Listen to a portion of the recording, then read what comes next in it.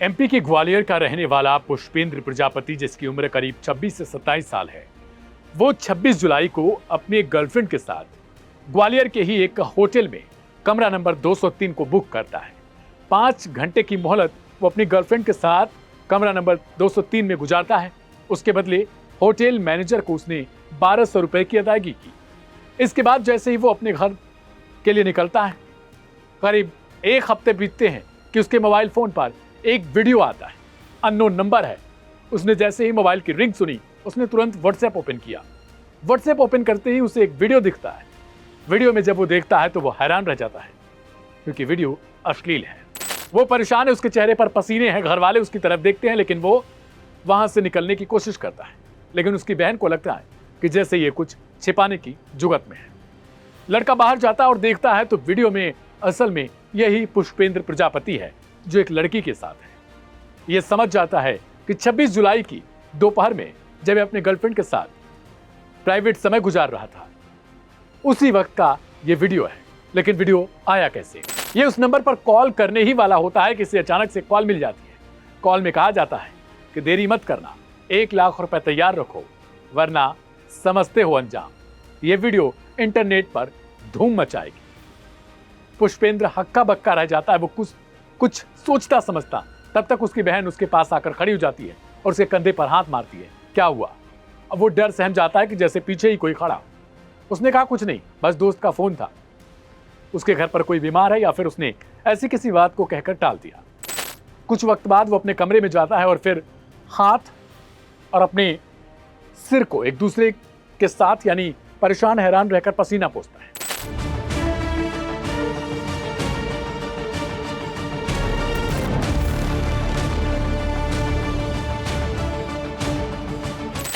नमस्कार, मेरा नाम है दिव्यांशु। क्राइम कथा के आज के इस एपिसोड में आपका बहुत स्वागत है।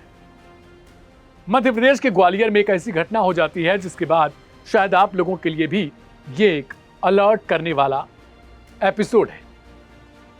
अक्सर आप जब होटल में या फिर किसी इस तरीके के कमरे में जाते हैं, कहीं पर बुकिंग करते हैं अपनी दोस्त के साथ, महिला मित्र के साथ, तो आप ये भूल जाते हैं कि आखिरकार उस कमरे में क्या कुछ हो सकता है।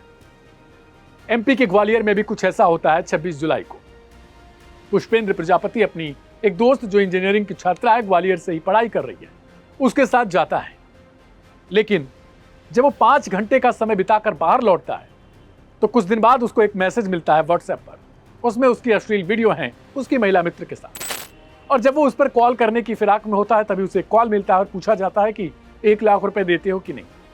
वो परेशान है, लगातार रिक्वेस्ट कर रहा है कि वीडियो डिलीट कर दो, मैं तुम्हें कुछ पैसे दे दूंगा।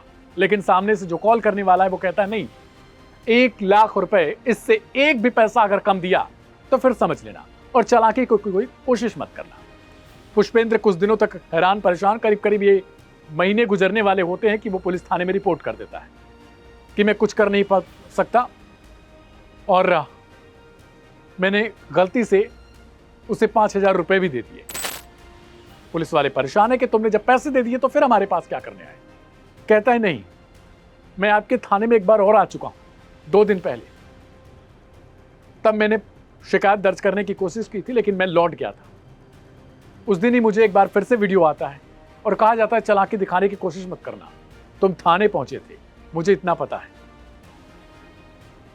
इसके बाद वो अपना मन बदलकर वापस चला आता है। लेकिन जब 2 दिन बाद पुलिस वालों के सामने ये बयान दर्ज कराता है तो पुलिस वाले हक्का बक्का है, कहते हैं ठीक है, जा सकते हो। जब वो जाता है फिर से उसे एक कॉल मिलती है कि तू ज्यादा चालाक बन रहा है, 30 मिनट के अंदर पूरे पैसे दे, वरना तेरी वीडियो ऑलरेडी तुझे तमाम नंबरों पर मिलेंगी, तेरे रिश्तेदारों के घर पे मिलेंगी, तेरे फेसबुक अकाउंट, ट्विटर, हर जगह तुझे मिलेगा। वो 45,000 रुपये तुरंत फिर भेज देता है, यानी टोटल 50,000 रुपये की रकम वो भेज चुका था। लेकिन वापस से उसे फोन आता है कि 50,000 रुपये और दो, वरना समझ लेना। लेकिन वो हार चुका था क्योंकि उसके पास पैसा नहीं था। पर एक लड़की जो उसकी गर्लफ्रेंड की दोस्त है, यानी उसकी महिला मित्र की दोस्त है, उसका नाम राधा चौबे है। वो अपनी दोस्त को, वो भी इंजीनियरिंग की छात्रा है, वो अपनी दोस्त को फोन करती है कि अपने बॉयफ्रेंड को बोल दे कि मैं 50,000 रुपये उसे भेजती हूँ, वो पूरे पैसे उनको चुका दे। ये लोग बहुत अजीब तरीके के इंसान होते हैं, पुलिस इनको पकड़ नहीं पाती, पुलिस की मिली भगत होती है, तमाम वो हथकंडे अपनाती है ताकि उसकी जो दोस्त है वो अपने बॉयफ्रेंड को बोल दे कि 50,000 रुपये और दे दो उधार लेकर। लेकिन वो लड़का थोड़ा समझदार निकला, उसने कहा नहीं, अब जो होना है होगा। जो उसकी महिला मित्र रही होती है, जो उसके साथ 203 होटल नंबर कमरे में गई थी, वो भी अब बहुत चौकन्ना हो जाती है कि अचानक से राधा का फोन आता है, वो 50,000 रुपये देने की बात कर रही है, जबकि अक्सर वो कहती है उसके पास पैसे नहीं है। मामला क्या है? अब पुलिस के लिए सबसे बड़ा हथियार बनता है वो व्हाट्सएप नंबर जिसके सहारे फोन आ रहा था। व्हाट्सएप नंबर को ट्रेस किया जाता है तो पता चलता है कि ये जो नंबर है ये राधा चौबे के नाम से है। अब राधा चौबे कौन है? जिसका मैंने अभी जिक्र किया था। ये वही लड़की है जो इंजीनियरिंग की छात्रा है, उस लड़के की गर्लफ्रेंड की दोस्त है। अब राधा चौबे की तलाशी की जाती है। जब वो पकड़ में आती है तो उसके साथ पुलिस अपने तरीके से पूछताछ करती है। शुरू में बहुत ज्यादा इधर उधर की बातें करती है, लेकिन लास्ट में उसने गलती से ये बता दिया कि वो भी उसी कमरे में कई बार जा चुकी है, यानी होटल के 203 नंबर वाले कमरे में। अब पुलिस कहती है क्या तुम लोगों ने ऐसे कई बार किए? वो कहती है अक्सर हम लोग आते जाते रहते हैं और हफ्ते में एक बार विजिट करते हैं। तब पता चलता है एक होल्डर बल्ब का। दरअसल ये होल्डर ही स्पाई कैमरा था। इसमें स्पाई कैमरा इस तरीके से फिट किया गया था कि वो दिखाई नहीं देता था, पर वो बल्ब का काम करता था, यानी उसमें बल्ब आराम से लगाया जा सकता था। बिजली उसमें आ सकती थी, करंट आता था। ये लोग, इसके साथ एक ब्रिजेश नाम का लड़का भी था, एमपी के मुरैना का रहने वाला था। इसके अलावा एक और शख्स जो राधा चौबे का ही बॉयफ्रेंड था, ब्रिजेंद्र धाकड़, ये भी है मुरैना का ही रहने वाला। और ब्रिजेश का ही एक जो मैंने पहले नाम बताया वो उसके साथ का ही उसका ही रिश्तेदार था। ये तीनों मिलकर इसी तरीके का काम करते थे। ब्रिजेश और राधा बॉयफ्रेंड गर्लफ्रेंड थे, तो ये हफ्ते में एक बार विजिट करते। राधा ही होटल बुक करती थी, कमरा नंबर 203 और कमरा नंबर 206। इन्होंने महीने डेढ़ महीने के अंदर बहुत सारे ऐसे अश्लील वीडियो बनाए थे, क्योंकि जो होटल है वो पर्टिकुलरली उसमें 203 और 206 को सिर्फ कपल से बुक करते हैं अधिकतर, और इसमें घंटे भर की फीस 1,000 रुपए से ज्यादा ली जाती है अप्रॉक्स। और दिन में कई बार कई कपल्स आते हैं, कई जोड़े आते हैं और वे इसी में जाते हैं। इन लोगों को पता था कि इन कमरों को अधिकतर कपल बुक करते हैं, तो इन्होंने दोनों कमरों में अपने जो इनके हथियार थे, यानी वो बल्ब का होल्डर, उसे लगा रखा था। हफ्ते में एक बार चेंज करते थे, पूरी मेमोरी रिकॉर्ड होती रहती थी। और ये वापस जाते, हफ्ते में जब फिर से बुक करने जाते तो ये उसे लेकर आते, दूसरा फिट करके आते।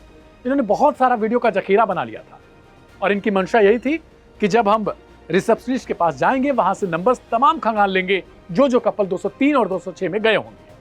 लेकिन कहते हैं कि हर दिन होत में एक समान है। ये दिन इनका खराब निकला जब राधा ने अपनी ही दोस्त को अपना निशाना बनाया और उसके बॉयफ्रेंड पुष्पेंद्र से 1 लाख रुपए हड़पने की जुगत बना ली।